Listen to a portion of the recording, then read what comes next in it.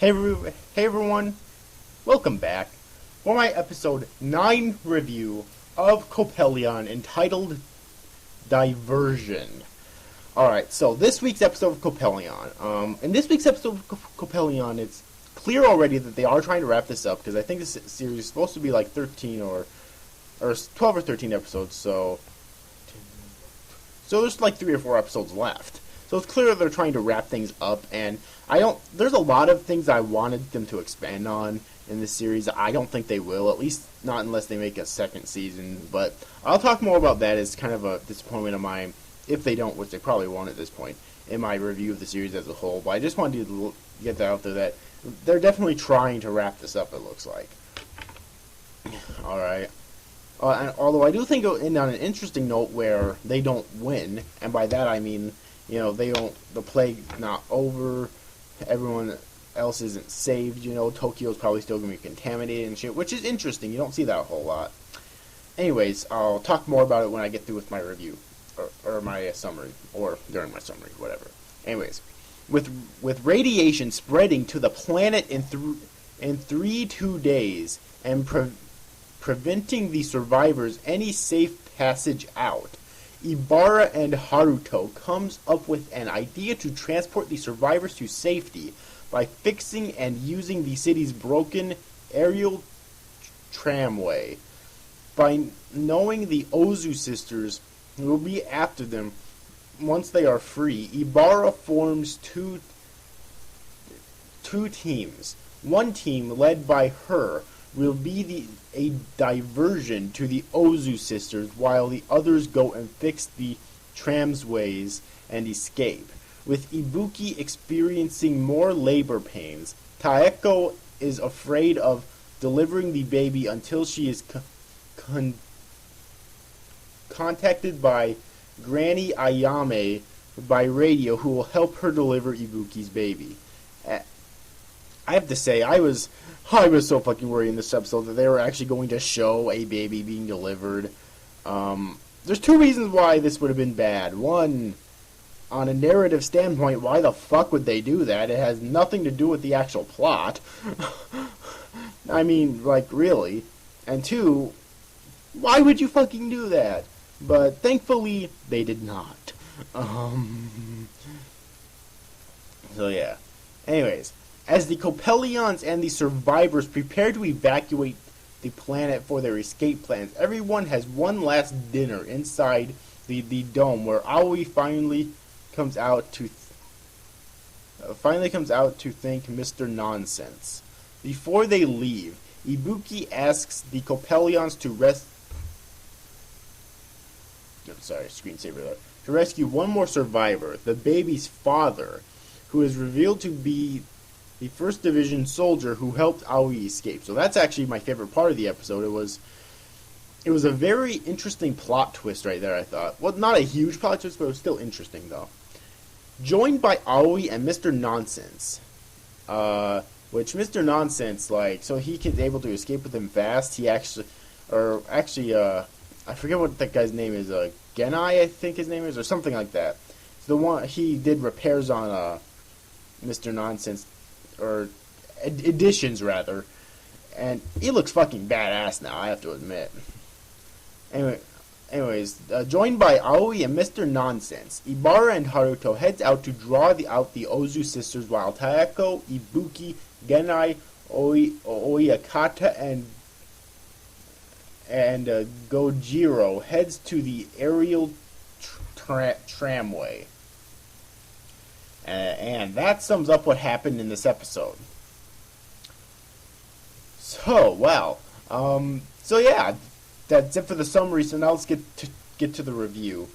I'm gonna say this right now. I don't like the Ozu sisters as villains all that much, and the reason why is because they don't really have all that much depth. And I think that villains with depth tend to be the most interesting villains, obviously. Like, there's no thinking involved there. That's fucking obvious. And the Ozu sisters don't really have much depth, or any depth at all, really. They're just psychotic villains because they were created by a fucking from the DNA of a dead fucking serial killer, which I still think was a stupid idea. Oh, I'm going to be ranting about that again in my review of the series as a whole when the series ends. You just fucking wait. Oh my god, that was fucking dumb. But anyways, though, moving past that for the time being. So yeah, they don't have that much depth. And I know that this series isn't really about villains per se, it's more about the world. The main enemy is not any particular character, it's the world that the characters live in is the main threat. And I think that was a really interesting thing to do. However, if you're going to have villains like this, you should at least have them have some sort of depth. Because they're just one-sided characters. The Ozu sisters are. Like,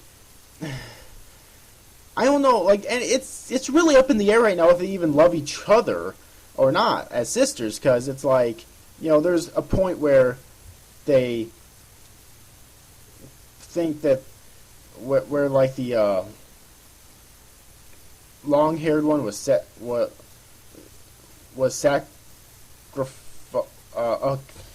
I'm going to look up these two names. I'm going to remember their fucking names. Alright. Okay. There's that point when in this episode, I think it was, if not it was the last episode,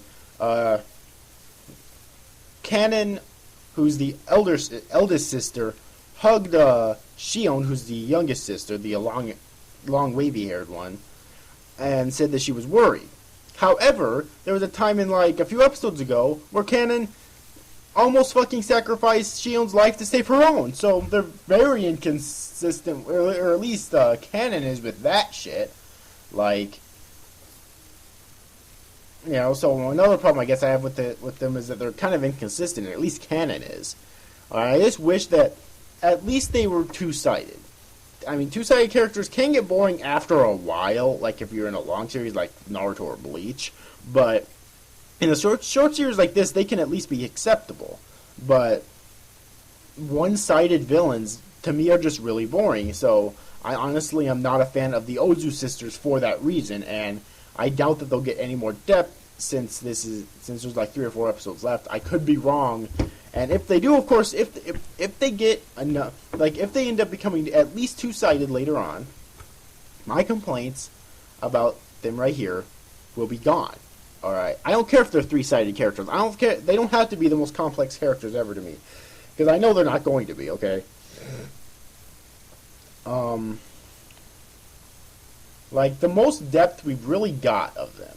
I guess I should mention this so that people don't get all up my ass about this.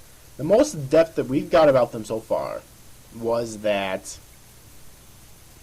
they wanted to cover the entire world in the waste that just basically destroyed Tokyo, so that the Coppelions will be the dominant species on the planet because humans created them specifically to die at an undetermined date.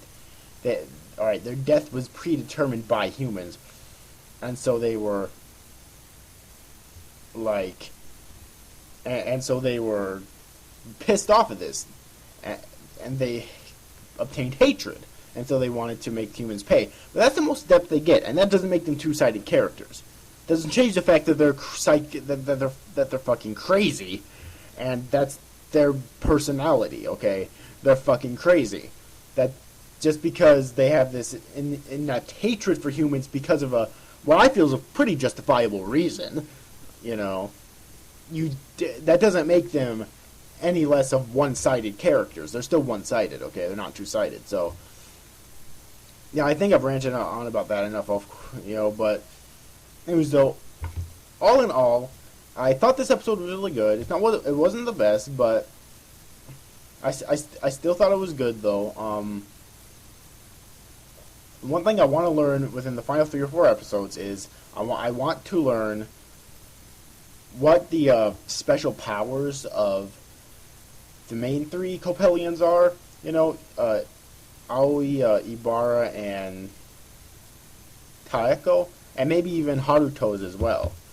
Because, you know, the Ozu sisters have special powers. You know, with the Canon it's electricity, and with Shion it's super strength. And we learned that all Coppelions have some sort of innate special power or ability. Alright, so I definitely want to learn them. But, anyways, though, I think I'm...